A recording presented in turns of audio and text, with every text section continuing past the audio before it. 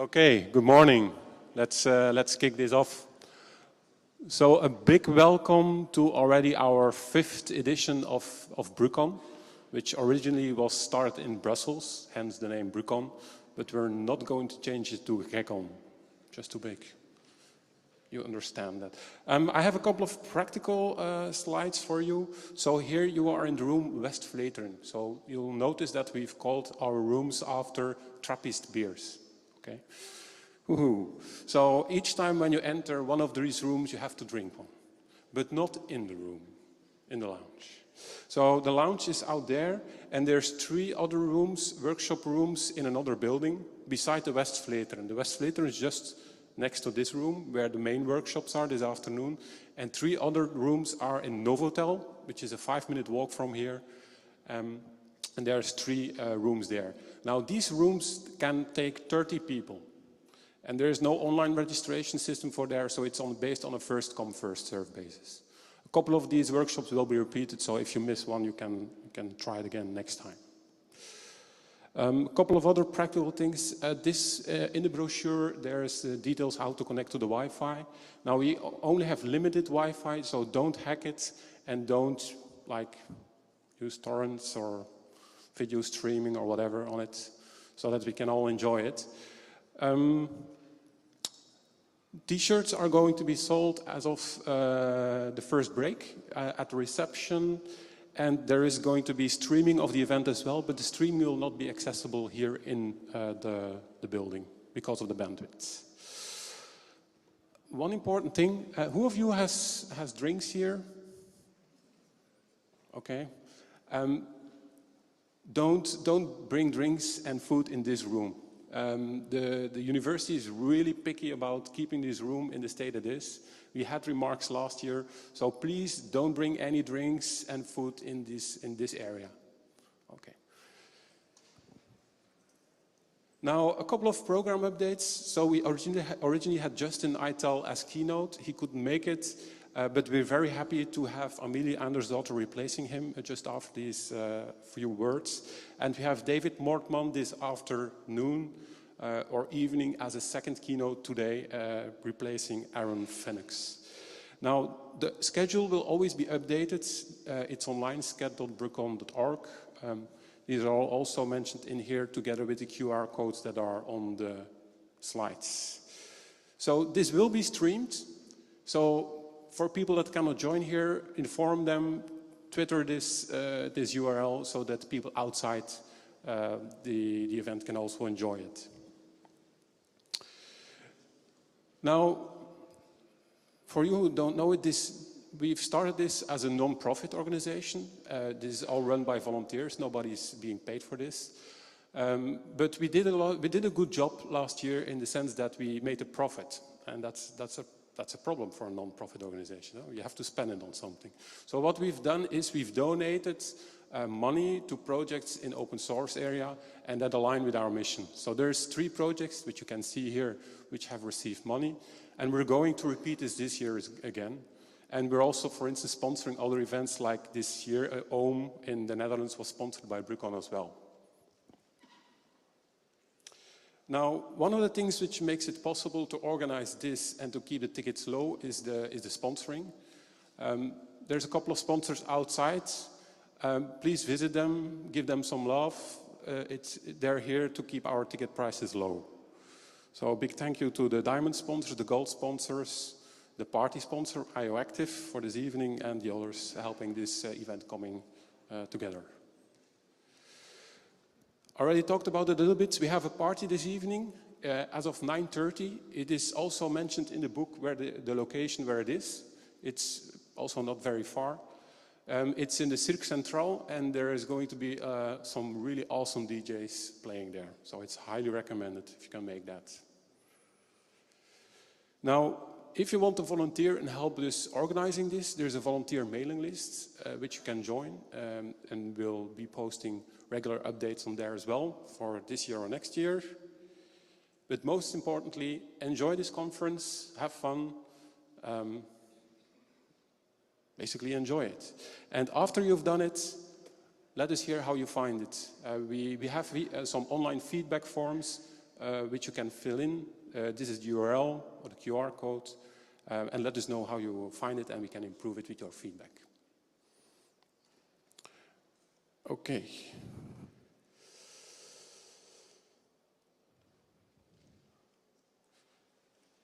So I will now give the word to Amelia, Andersdotter, our first keynote. Give her a big applause.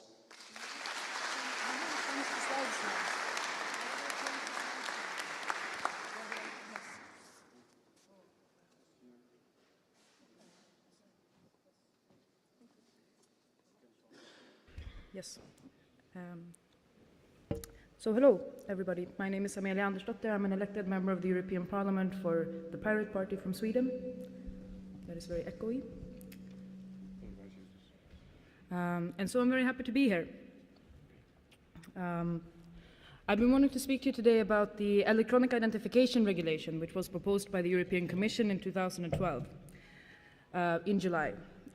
So I've been working with this in the European Parliament for the last year, and it's actually in many ways a very good illustration of many of the big questions that are facing society right now about society, facing society about the internet, identity, surveillance, privacy, security, and how these things relate to individuals and their society. So first of all, what does the regulation aim to do? The regulation aims to give people in different member states a way of accessing e-government services in other European countries. So this is the Belgian tax authority, and you can log in with your EID card to pay your taxes. And so when a specific e-government service in a member state requires some type of authentication, this regulation means to make it possible for a citizen from member state B, for instance, to go to member state A and say, I want to authenticate myself with my member state B certificate. So the problem is that over the last 15 or 20 years, member states have chosen many different ways of issuing electronic identification.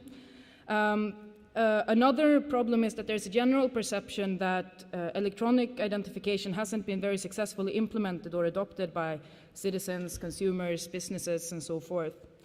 So rather than using government-issued identification on the internet, citizens feel more comfortable relying on their Facebook login, or in many cases, actually, citizens will create different logins for different services. Probably a lot of you have accounts on different types of social media that pass off as your identities from time to time. So there's been some pushes towards stuff like OpenID. But OpenID doesn't fulfill the requirements that a government would have to put on its own services. So if you're going to use the tax authority, for instance, it's clear that OpenID doesn't provide you with sufficient security. And this is the same thing with healthcare things, that normally you want a stronger type of authentication that the current systems provide. So, but electronic identification is also something that we expect companies to use. And the European Union has presently been making procurement on the internet mandatory. So everyone who wants to sell a service to a public institution would have to use some kind of authentication to access the e-procurement system.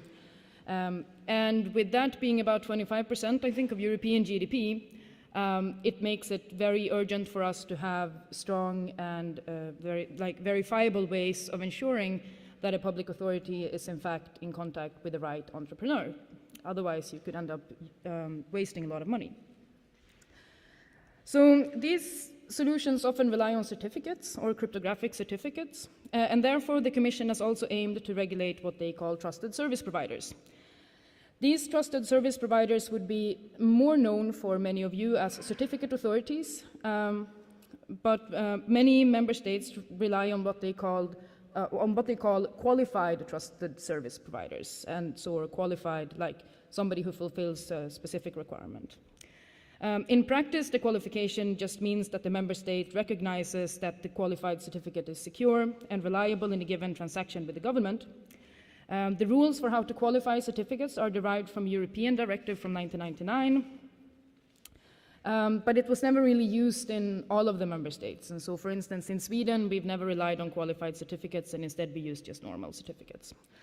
The fact that there's this discrepancy between the Commission terminology, that they say that this is a trusted service provider, and normally in technical terms you would talk about certificate authorities like the CAs, meant a bit of a problem for us in the Parliament, because it meant that a lot of the technical discussions around the problems of CAs weren't accessible to us because they were described in a language that we didn't understand.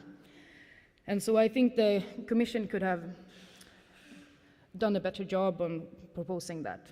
The qualified certificate authorities in member states have also suffered a number of problems over the years, so the rules from 1999 are not very good.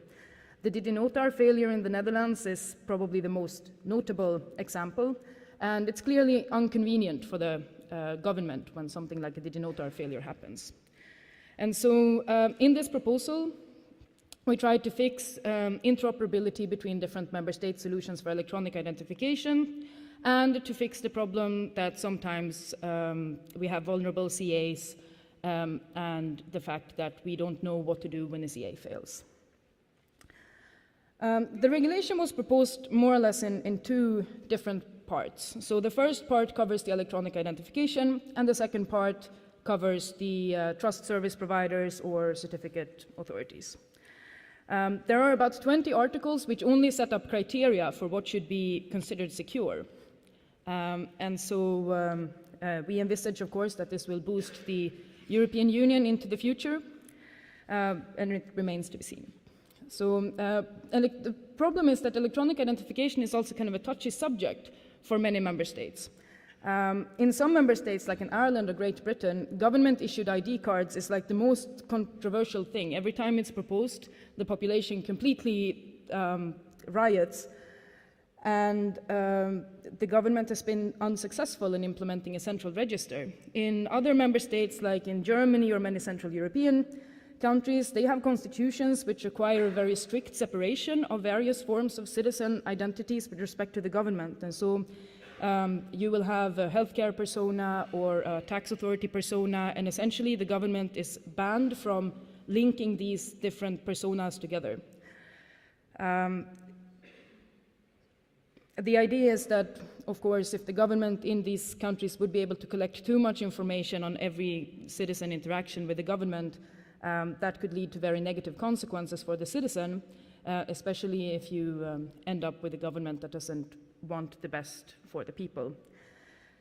In my member state, Sweden, and in many other member states like Estonia or Finland, we have a national number that is unique for every individual, and that helps the government cross-run databases if it wants to. In at least Sweden, this used to be not so easy to do, like cross-running the databases, but of course with information technologies being deployed in every part of society now, it's much more simple to get a very all-encompassing view of how every citizen interacts with their government at every turn. And so we've had a lot of criticism in Sweden the last few years about whether the national number is necessary, but we have yet to see it removed. The European Commission's proposal strangely avoided most of the controversies with the different member state approaches to identification. It was largely a roadmap on how to make different types of electronic stamps, signatures. The idea is to basically tell public authorities in member states what they have to consider truthful or verified. This led to much confusion in the European Parliament, both on the I said already on the trust service part, but also we are not a technical institution, but a political institution. And so we cannot consider ourselves the best agents to make technical decisions for what is true and genuine or what is not true and genuine in technical terms. It's even a fact that many different member states use different systems for establishing what is true or genuine. So with different backgrounds of members of the European Parliament, we had problems seeing why this file would be at all interesting from either a political or technical perspective. Essentially, the Commission had made it too technical, and they avoided the political issues that could actually be interesting to discuss in the context of this file. But it turned out later that the European Union has sponsored a lot of research programs about why this file could be interesting, actually also from a political perspective. And so some of the researchers that the European Commission had previously given money came to us in the Parliament to express their point of view. So the first thing is like, identity is a very philosophical concept. Who am I? What are we? What is Europe, and many people spend their entire life pondering these issues, and most of us never reach satisfactory answers. So we also have the issue of like, what is my identity in relationship to the government? What does it mean that you have a healthcare persona with respect to the German government that cannot be connected with your police records or your tax records? What are all of these identities? How do you deal with them? And this is where the different approaches of the different member states with many different cultural backgrounds and histories of governance and governments gives us many different answers, like what is the appropriate relationship to establish between a personal identity and a government. It's a question that the European Commission had hoped to avoid by introducing an interoperability framework for the various member state solutions, so that everyone could keep their own solution and their own answers, while at the same time allowing their citizens to interact with the public services of other member states. But the European Commission sponsored much research in this field over the last few years, including flagship programs like really ambitious studies of what do information technologies mean. One of them is Fidesz.net, and I actually very much recommend some of their results. It's Future of Identity in the Information Society. And the people that I spoke to in October or November last year would be from ABC for Trust, or attribution-based credentials for trust. How do you build trustworthy authentication and identification systems in digital environments? And I understood on hearing the explanation of these research programs that the Commission had actually rather cautiously decided to discard most of the major investments that they themselves had made in figuring out how to make these authentication services work for citizens in a privacy-friendly way. And that is a bit stupid, because actually privacy is something where we have made a lot of investments and where we could get a lot of market advantages also. So the problem in governments is that we're forced to interact with them in a number of circumstances. We can't help but providing lots of information about ourselves, our families, our wage situation, and housing to the tax office. The tax authorities need that information, but it's a lot of information about us as persons, and which if it is arbitrarily spread around, can lead to very negative consequences for us in our working life, with our friends, family, schools, and other things. So we generally expect confidentiality of some sort from our tax authorities. It's the same thing with health or dental care services. We more or less have to interact with these public services, at least until we're legally adult. Schools, social services, the job center, the government forces us to interact with them in any number of ways that we can't choose not to. And so, because that is a forced interaction that we can't escape, you would imagine that politically we would want to think very carefully about how these interactions are set up. The government will normally run all of these services, and the general privacy-friendly idea is that because it's now so easy to cross-run databases and cross-reference databases, the interactions need to be unlinkable. So the German constitutional idea, basically, that you can't take a database from one service, cross-reference it with another service, so that you get a view of how your income is related to your health record, for instance. It should not be possible to find out that you, the citizen, in the same day has ordered a chlamydia test on a public health service website and then filled in your tax returns or requested a building permit. The idea of unlinkability is very strong in the German constitution. So in Germany, it's mandated by constitution that public authorities don't cross-run or profile their own citizens based on the totality of their interactions. Unlinkability in this case means that you stop one party, which is very powerful, from getting too much information, therefore too much power over another party, which is very weak. And in Germany, the way they implemented EID, they were very strict about enforcing the unlinkability principle, because it's a very strong principle in Germany that is partially derived from their experiences in the Second World War. In Sweden, we rather have many specialized laws for government registers where we restrict the ability of a public authority to cross-run databases with another public authority or service. The national numbers that we give to every resident in the country makes it, of course, possible to cross-run the databases anyway, should we need to. But we expect for public authorities to follow the law, and we don't particularly stringently implement this technologically. So the idea that one could want, in some cases, to have unlinkability exists, but we're not using a technical construction to actually enforce this, to live up to the spirit of the law, as it were.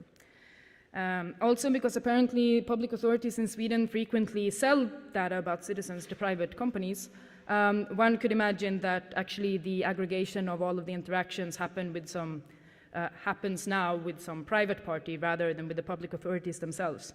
The Swedish system has some flaws, which also are amusing, that I will talk more about maybe.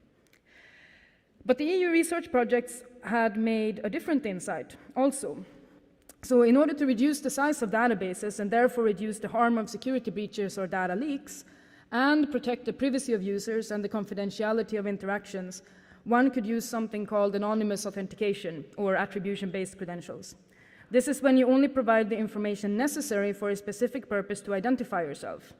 If it was needed for me to demonstrate that I am legally allowed to buy tobacco products, I would demonstrate that I am in fact not born in 1995 or later than 1995, rather than demonstrating that I am born on August 30th, 1987. The resulting data trail from that type of authentication would be information about someone born before 1995 used this service, rather than Amelia Andersdotter, 1987-08-30, has used this service. So while in the first case it's relatively difficult, even after a data leak, to link the use of the service back to me as a person, in the second case it is nearly inevitable that if there is a data leak, somebody will know that it was exactly me that used that service. And so this is quite privacy friendly. To me at this time, it seemed, because this was like November 2012, it had seemed to me very stupid that the Commission disregarded the wisdom of their own research programs, and that we further were not considering the institutional effects of the law proposal we had before us. When you make an electronic identification system, you are determining the interactions between a citizen and the government, and it seems to me that you should think a bit about how these interactions work, and we hadn't done that. And so, of course, I'm quite privacy-minded, and I believe that the preservation of privacy is an essential aspect of maintaining a good power balance between individuals, groups, governments, and companies. So I wanted politically to advance the idea of unlinkability and attribution-based credentials. And the problem is that I had this kind of long and messy and seemingly very technical file that made very little sense. 20 arguments, 20 articles out of 40 only establishing various random security criteria that I have no competence or skill to evaluate. This was a problem for me. So for those of you who don't know how the European Parliament works, we are allowed to go in and change texts that the Commission proposes. So even when we have a text which looks seemingly messy and large, we can actually ourselves amend that text until we're satisfied with it. But it's very challenging to write a good technical regulation. Actually, all legislation is quite difficult to write because you need to make compromises and you need to think about the texts. And so the European Parliament normally wouldn't change too much in a proposal by the European Commission because it's difficult to do so and get a majority to follow you in these things. So normally we do semantic changes, like you will change a word from may to shall, or put in the word adequate or when reasonably expected, this type of thing, rather than do a complete overhaul of the general political direction that the Commission establishes. And so I was in a situation where I wanted to completely break off with the Commission line, and that was very challenging. So at the same time that I was working, no, this is not, yeah, whatever. You will have to watch this slide a bit longer, sorry. So at the same time that I was working on this in the European Parliament, I was looking for a lot of information about different systems in member states. An Austrian colleague from the Parliament helped me find out about the Austrian EID. That was normally seen as unsuccessful in Sweden because only about 10% of all Austrians apparently have the EID card. There's no real service market around it, so you won't find private actors using the Austrian EID, only government services do. Clearly not a boost for the economy as perhaps was intended. It's based on smart cards. The same thing in Germany, they have a strong smart card industry, I guess also In France, they would have a strong smart card industry. I was lobbied by them.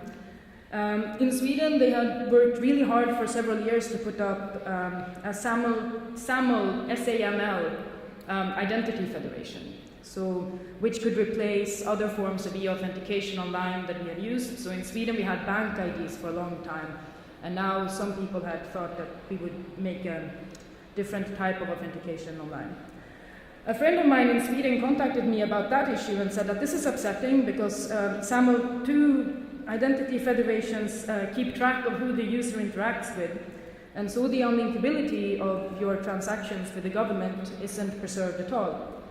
And that is the slide. And so basically what happens, or the critique that I was presented with, is that you have to tell your identity provider who you're going to meet. And that means that the identity provider gets a big database which covers all of your interactions with the public authorities. And so if you visited the tax offices and then the health services and then the whatever other, the job center, whatever public services you're with, the identity provider will know. If you ordered the chlamydia test and you accessed your school at the same day, and these could be authentic Swedish examples, mine, like you're actually able to do these things online in Sweden with e-authentication. And in the SAML Identity Federation, the identity provider would have that database and know about it. I'm a bit upset about this because I think that the decision to use this particular technical standard in Sweden is derived from either complete idiocy or lack of attention, or both. It's obvious that most citizens will not like for there to be because the identity provider is a server. There's an IT guy somewhere behind this server, and they will know because they will have access to the database. And I think most citizens, when they go to their government services, they're not going to feel comfortable knowing that there's someone somewhere who's able to trace everything they do with the government. Swedish municipalities and regions were not so happy about the government's decision to implement the system because they felt that it undermined their ability to provide trustworthy services to their citizens. Since they are not in control over the identity provider, they felt that they couldn't guarantee to their citizens that this was a system that was reliable and trustworthy. And municipalities and regions deal a lot with citizens in their day-to-day affairs, so they have to have a system that they can trust and that the citizens can trust, and where you can build kind of a good local environment for everyone to deal with. And Sweden had investigated the topic of this identity federation for some 3 or 4 years before they made the decision. And nowhere in 4 years, and thousands of pages of text, do they envisage how the authentication works may affect how it is perceived. Apparently the reason for this is twofold. First, there is some person in Sweden who is a technical guy and runs an identity federation at the university. He is very good at managing this identity federation. He likes it a lot. He's very good at managing it. His university is using it in a good way. And so when the government found itself in need of some new e-authentication opportunity, he thought, this system which works at my university so well and that I can take care of in a good way must surely also be a good system to operate the nation state. But the state in its public services at every level of governance, from municipal to national and governmental, is a very different place from university. They're not the same. And so there's nothing that says that a system that works in one of these places also works at the national level. And I can understand if you're an IT guy at the university, why you wouldn't think about that. But over 4 years of investigations, you would have thought that somebody in the government would have thought about that, because they have political scientists and other people that think a lot about institutions, one would hope. So that is very worrying that nobody noticed this. The national number in Sweden, which I mentioned, and which makes linkability very easy, has been controversial for many years, and so a lot of people want it gone. And so I had this email in the spring from one of the techie people that like this identity federation, which say that, yeah, but you know, we're actually a very privacy-friendly solution, even though we have this like tracking function built into our federation, because in the certificates, the national number will no longer be there. But the thing is, either you have a number which allows you to connect all of the databases, or you have an IT guy who keeps track of all of the databases.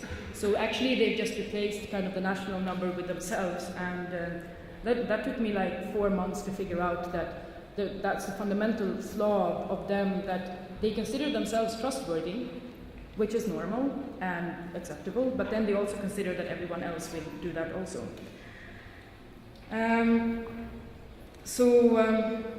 In general, the Swedish system has given me some big pains.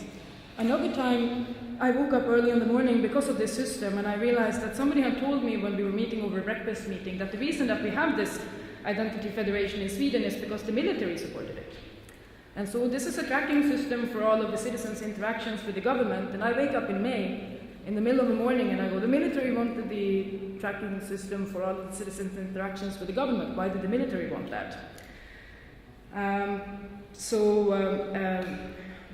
Some people I knew that wanted to become part of this new tracking federation because they were upset about the tracking, and they wanted to find a way to hack the system and make it useless so that it would go away. In that particular case, I had a minor existential crisis because the nature of decision-making has been studied for a long time, and in this case, they wanted to join the Identity Federation so that they could become a good tracker. Max Weber, a German political scientist from sometime way back, has described this as like the compromise versus ethics. So it's you have compromise versus ethics means how do you reach a decision? You have to reach a decision, but you have to do it with others. So you may have to compromise to get the decision. How much do you water down your ethics to reach the decision you have to make? Actually, for anyone who ever needs to make a decision along with other people, I think that Max Weber, Politics as a Vocation, the Wikipedia summary is quite good. It's actually a good study. My friends in this case didn't want there to be bad trackers in the Swedish society. They wanted for there not to be tracking, but now that there was going to be tracking, they felt that they could be a good tracker. But what is a good tracker, actually? Someone who can be trusted not to use all the highly personal information about how citizens do or have to interact with governments for unpleasant things, that don't sell this information and so forth. But if you have a big database and the government wants access to it, of course the government has access. So you cannot be a good tracker in the sense that you keep this information confidential. Choosing to be a good tracker will always mean that you are participating in the tracker. It's a compromise that you make with your anti-tracking ethics to ensure that there is an option which is less bad than other options that may exist. But then again, if it's a bad system to run the government on, maybe one shouldn't compromise that way. The ethical thing to do is not to participate in the tracking and the tracing, because ultimately it's the tracking and the tracing in themselves that are problematic. It's not the particular entity which is doing it. So another thing that was funny in Sweden was actually that parliamentarians in the national parliament had been very clear about wanting the same type of authentication system electronically and non-electronically. And so I thought, what does the same mean in this case? I have a national ID card from Sweden, and most people I show it to will remember it because my picture is very bad. It's really spectacularly bad. My mom told me I had to get a new ID card when she saw it. But they will not remember exactly how it is bad. So many people ask me to show it twice, for instance, because they don't remember the extent of the horror.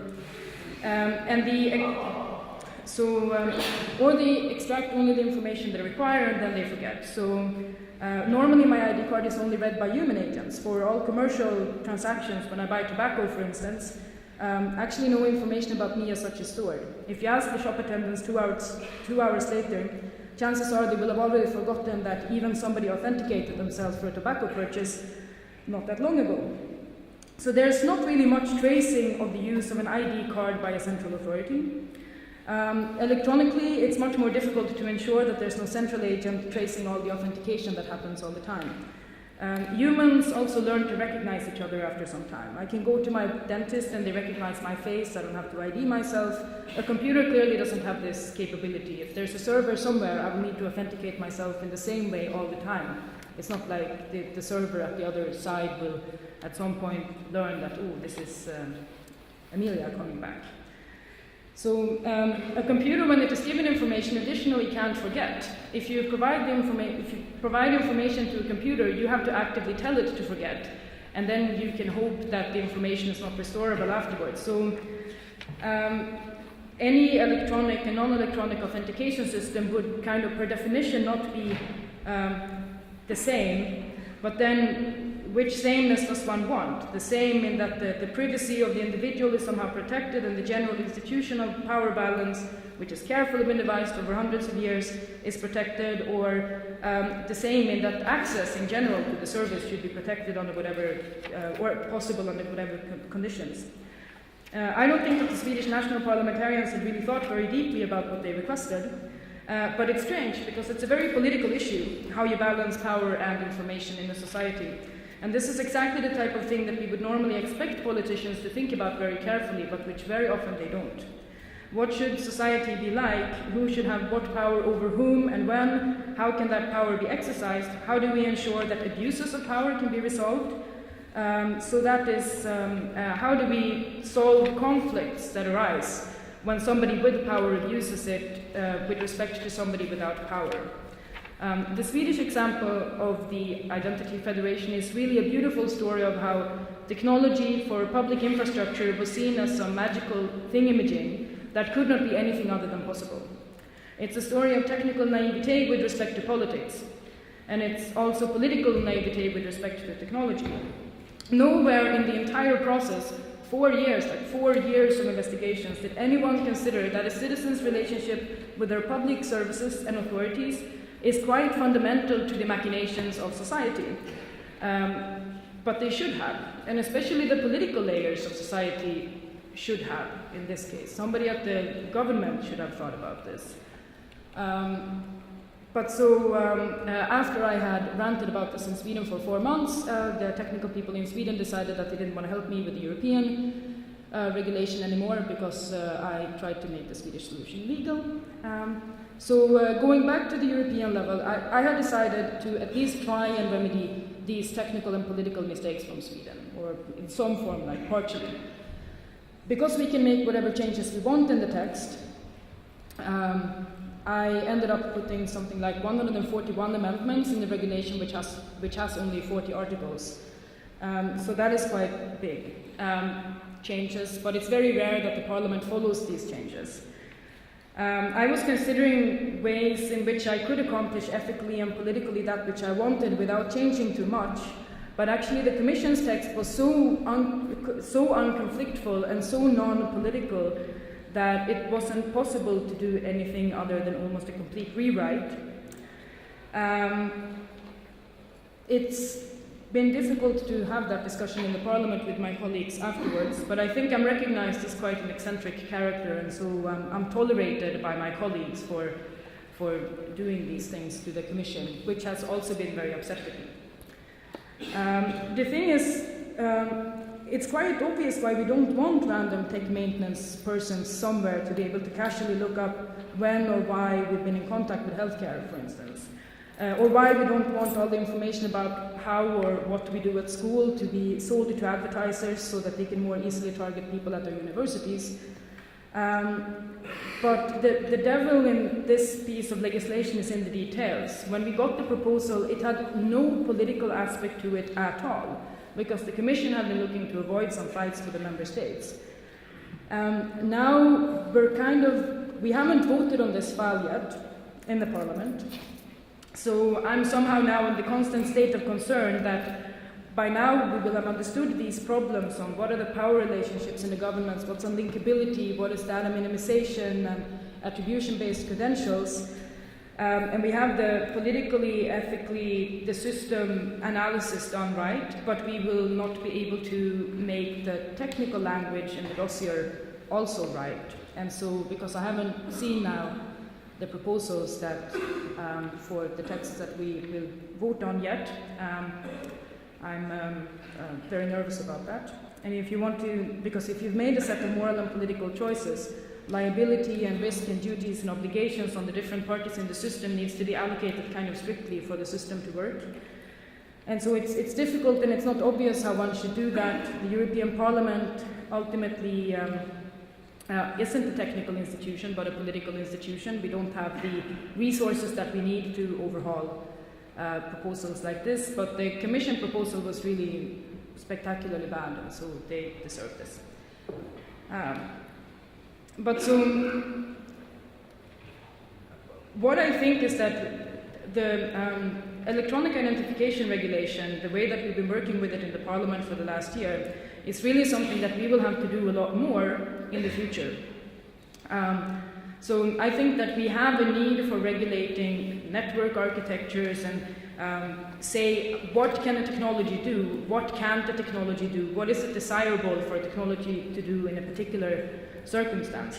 And it's an old discussion, and we've had it already in the late 1990s, the argument, do we need special cyber laws? This would be Lawrence Lessig in 1997 arguing that we need to tell the code what to do because the code confines us to very specific actions, and so if we want to do something, we have to make sure that the code allows us to. Some people back then, and even now, argue that technology changes too quickly to be regulated, so it makes no sense to regulate.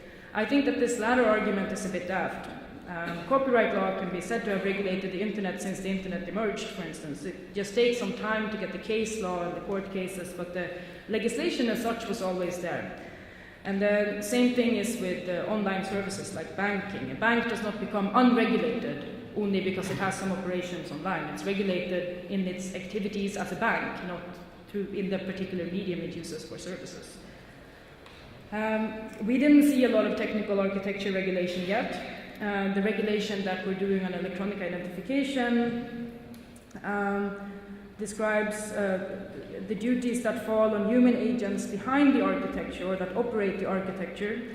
But as we've seen, for instance, over the last summer, human agents don't always act predictably or in a trustworthy way. And so we will have to ensure that we are able to make the technologies and the humans together work predictably and in a trustworthy manner. Oh yes. And so finally, Europe is going through a very big ordeal at this time. The legislation that I described is important for the reason that it could implement privacy by design obligations on some technical systems. Also describing what privacy by design obligation could be. Unlinkable transactions based on anonymous authentication or attribution-based credentials. This is a sound principle to put in your institutional framework, but then you need to make sure that it's actually in the technical regulation. And it would be better if the Commission were able to do that, or national governments, rather than leaving it up to the European Parliament to do it. But we have also a large discussion on the General Data Protection Regulation. And this regulation is kind of much broader than the Electronic Identification Regulation and very fundamental for how we, the European Union, as a union, will make our future. It sets the framework for market operators, companies, governments, everyone on how we deal with data protection and privacy. And what we've seen in these discussions is that we have very, very heavy lobbying, especially American lobbying, and especially against strong privacy protection. And so I guess the Snowden affair would reveal to us the reason for why American companies are not so keen on privacy. But we also see that European governments are very unwilling to set the direction towards strong privacy protecting legal frameworks. That is why the Commission in the Electronic Identification Regulation isn't taking care of their own investments. We've made loads of investments in privacy-friendly technologies in Europe. We would normally want to have a legal framework which makes it possible to use the results of those research programs. It's worthwhile to look up more information on the General Data Protection Regulation, because optimally we want to influence many things in the direction of more secure and more privacy-friendly technologies. One of the primary arguments against the regulation is that it would block innovation, but I think the European research programs in themselves show that there's a lot of innovation and a lot of thinking about privacy-friendly technologies that can still be done. And how to deal with privacy and data protection technically, I understand, is not actually a trivial problem, but often a very interesting one. So I'd like to finish up with, I hope many of you here today go out to become innovators and entrepreneurs that have the legal framework that you need to make the most out of such innovation and markets. And I would like to thank you for your attention, and I hope that this was at least somewhat helpful in understanding also a political view of challenges around regulating and legislating technologies. And if you have any questions, feel free to ask them.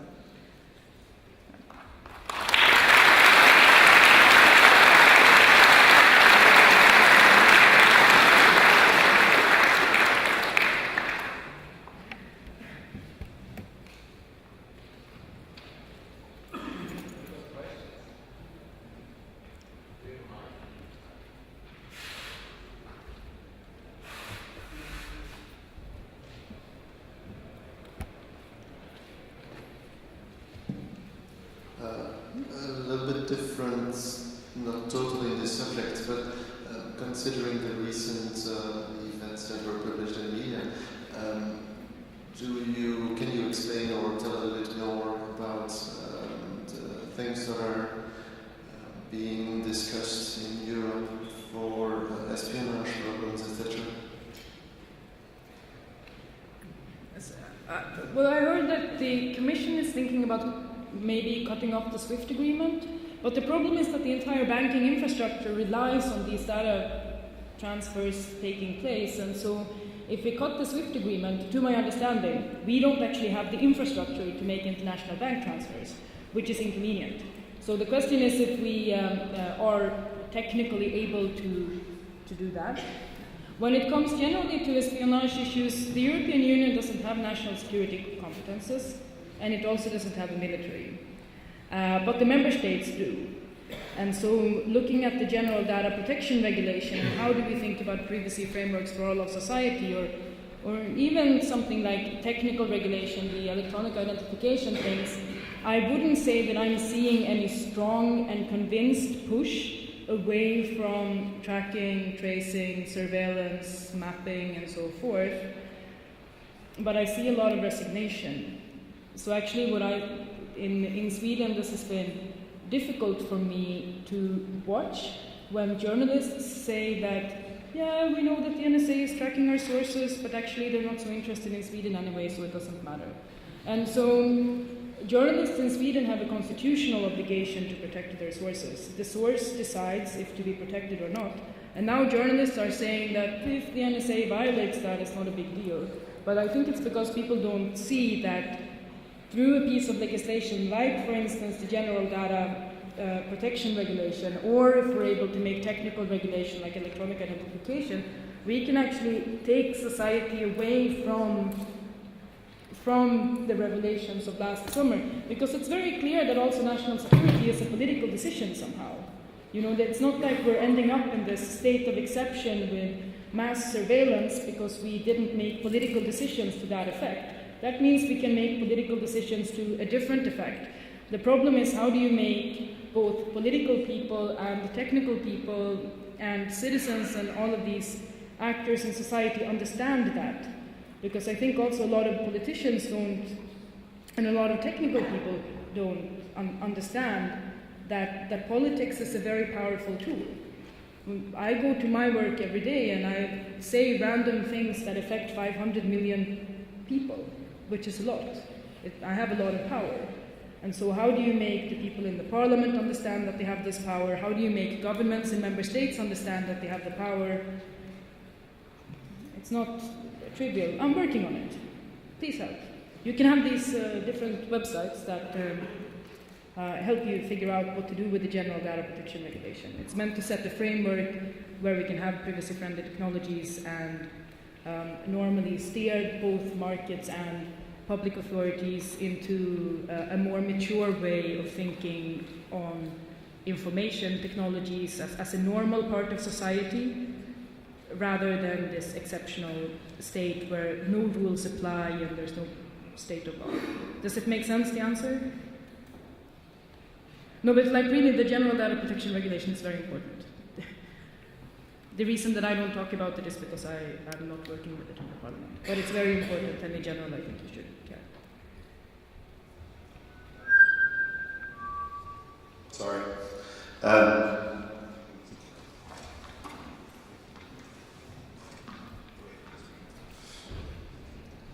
I'm interested in energy privacy, particularly smart meters at the moment.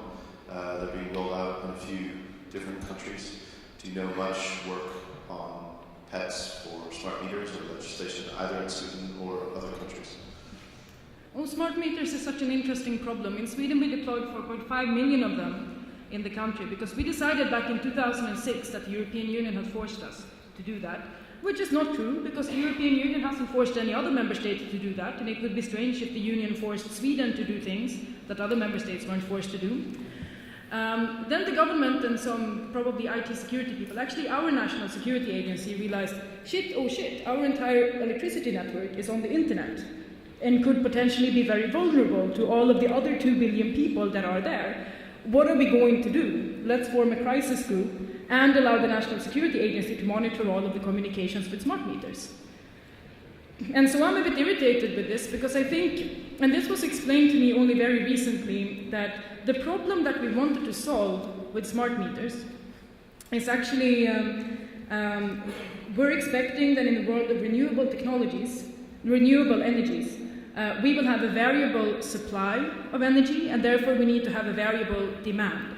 But the problem is most people and industries and so can't change their demand so much. You can't help that you need to eat at a given time of the day.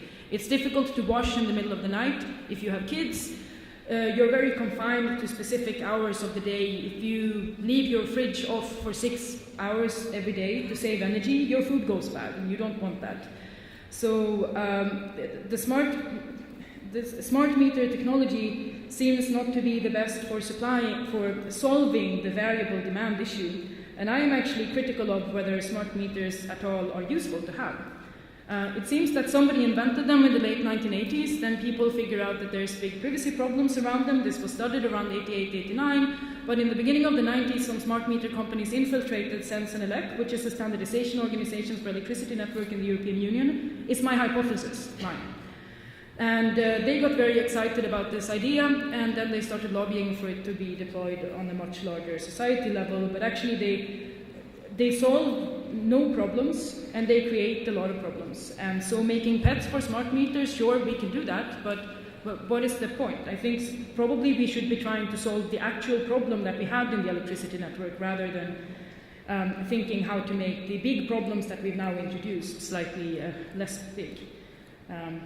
The smart meter issue is very, very interesting. Perfect example of how you start out with a problem, then you find the solution, which doesn't fit your problem, so you use the solution to create a problem which you can solve through it, but the new problem was actually only created by the fact that you found an arbitrary solution. I'm sorry, that was maybe not the answer that you had wanted. No, that was a good answer, and I think useful for other people to know that these problems exist. Maybe if I was going to repeat the question for a more direct answer, do you know of other countries that are doing work on privacy for smart meters? In Germany, in Germany they've had a few pilot projects in electricity networks with broadcasting, which kind of completely bypasses the smart meter problem, because if you're going to create a variable demand with the consumers, what you need is not actually for the consumer to communicate all of their consumption to the electricity provider. You need for the electricity provider to communicate towards the end consumer, for instance, the price. And so in Germany, they've tried broadcasting prices to households and to meters in households that aren't internet connected, and that would therefore be able to make locally a decision based on the broadcasted information without making the smart meter vulnerable to networks. So that is more privacy friendly, but probably has other security problems related to it with the broadcasting technologies and so on. In the Netherlands, they have also projects, I guess, but maybe they are the ones that you were thinking about, because I've heard mostly about the Dutch projects. In Sweden, I can tell you that this is completely absent from any consideration at all. We have a research group at Karlstad University that works on privacy and smart meters, but they're a research group and they take European research money and so aren't seen as legitimate stakeholders by the Swedish government, for instance, because they only trust stuff that they themselves sponsor, unlike the European Commission that doesn't trust the stuff that they sponsor.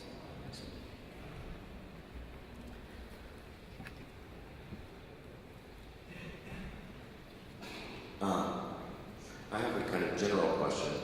I think that the Roman Republic understood concrete rather well when they began constructing roads. It is becoming increasingly apparent to me that there is some brittleness in our technology stack. Is there any kind of working group within either the Commission or the Parliament looking at responses to some kind of black swan event? Does that make sense? I'm not sure that I understand the question. actually. As in, like, I think this summer we had some revelation, largely because of like the type of Mr. Snowden revelation event, you mean? Or what kind of event would this be? I mean, unplanned failure. I don't think so. I mean, that sounds kind of harsh to say, but I don't think so. Maybe it was a dumb question. No, but it's like, yeah, we have groups that look at what happens if we get different types of problems. But yeah, I'm not sure that there's the European, normally militaries would do this kind of thing. I guess in the member states they have, the Swedish crisis group for smart meters, for instance, is looking into what would happen if somebody closes down the entire Swedish electricity grid. And that would be kind of a black swan event, I guess. Nobody expects that. But then I don't think that this crisis group can do many useful things about that. They can speculate that it would be bad if that happened, but we didn't form a crisis group we didn't need to form a crisis group to figure that out. And actually, we're not clearly not going to mitigate the problem by, for instance, disconnecting smart meters. So the problem in many political institutions, and I guess in the European Union, also in the member states, is that we can understand that there could be problems, but we don't have the desire to solve them.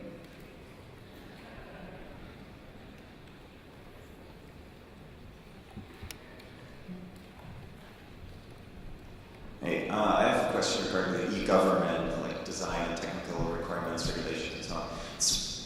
It seems a bit interesting to me that there are actually people in the European Union or politicians maybe, or let's say legislation people that try to define the technical requirements or try to define how an app or where a certain database needs to sit or what identity provider or whatever needs to be, right? I mean, on this kind of technical level and kind of architectural level, why is that the right place to decide this stuff? Or why is that the right place to talk about it? Couldn't you I thought it was kind of a solved problem that there are IT security crypto professors or something that can give you the perfect thing. They can give, you ask them, hey, our country is interested in privacy friendly e-government, give me a system, and then they give you a disk or something and it's solved. I thought that was kind of the case, so it's really interesting that this is still, I don't know, I thought no government wants this privacy friendly system, so that's why we don't have them. If they want them, is this a solved problem? Well, I mean, as you clearly see from the Swedish case, no, they don't want privacy-friendly technologies in general. In Germany and I guess also Belgium, many Central Eastern European countries, they're using smart card companies because smart card companies lobbied well back some time ago. And so the smart card industry tried to lobby on the EID regulation also, but unsuccessfully so. Not because of me, because of them. And so why do you need to establish in law how society should work with respect to the interactions between citizens and the government? The reason you regulate this in law is because you're not talking here about the technical system as such, you're also talking about the mode of interaction. And so why would you set down the technical requirements in the law? This is the 1990s discussion. Do we regulate the architecture or don't we regulate the architecture? And I would clearly say that we do. I would agree. I mean, you can regulate it, but shouldn't that, how you do it and how the system needs to look and how the actual technical stuff needs to be regulated, shouldn't that be decided by the actual implementers or the designers? I mean, yeah, but the problem is in Sweden then, what you had was a technical guy at the university who had a system that he liked, that he could manage, and he goes, I like my system and I trust myself, therefore everybody else in all of Sweden will also like my system and trust me. And so because technical people have sometimes, and in Sweden I realized this, complete naivete with respect to institutional systems. I think it's very good that we put the political decisions on how the institutional power balance in society is built with politicians. Because there is a reason that politicians and technical people often don't overlap. This is, some of these things we need to decide politically. Not every technical architectural choice is a purely technical choice. And it's actually quite a big problem now that we have, if we want privacy protection in society. We don't want this NSA state of exception, complete surveillance all the time. We need to set a political direction away from that, because these decisions aren't taken by technical, it's not technical, what the NSA is doing primarily, it's political. So I think that this is, my confidence for technical people actually had a quite bad blow in Sweden because of this. I was surprised at the genuine stupidity of their reasoning. I guess maybe you chose the wrong people. I don't know. Yeah. Well, I didn't choose them. I didn't choose them. I think that they were just conveniently located close to somebody in the government that didn't think about the fact that they were making an institutional choice. It's kind of a unique situation, I guess. It's a poorly understood question, both politically and technically, I think. But you can go back and read Lawrence Lessig code from 1997 would be an argument in favor of my position. And there's people also who argue against that, but I have difficulty seeing how else we would solve. Okay, we have time for one more question. Hi. You mentioned that the German government has this way of that prevents from correlating data between, let's say, your medical records and your financial records. So, do you see this as an ideal, or at least close to an ideal way of really achieving some sort of control without compromising privacy? I mean, do you see this as a framework that can work for other countries, or what would be your proposal to still achieve some kind of, let's say, control over citizen data without compromising privacy to the level that we see? The German constitution is quite cleverly written, and the German constitution is written with the particular goal in mind, not to get Nazi Germany, basically. So the German constitution works very well. The constitutional framework, the constitutional court normally, as far as I understand, makes the right calls with respect to institutional power balance. And so would that be a good kind of model framework for some technical systems? I think yes. If you're looking for balancing institutional power, looking to the German system for inspiration isn't necessarily a bad thing. And as we're becoming more interconnected, it's also becoming increasingly important for us to think about ways in which we can create this German unlinkability concept. So in Sweden, it's really difficult even to explain unlinkability, like why it would be necessary not to interlink databases all the time. But the German example then is very helpful also politically, because it has a clear political rationale and it's a clear constitutional, kind of institutional structure. Right. Thanks.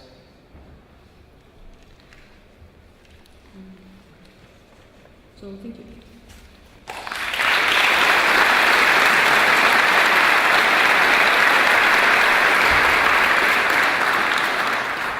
While the next speaker is Nols, there's a few announcements that we want to make. First of all, for those people who snuck in during the talk, it's strictly forbidden to bring in drinks or food in this room. And for the people who are going to do a lightning talk, there are USB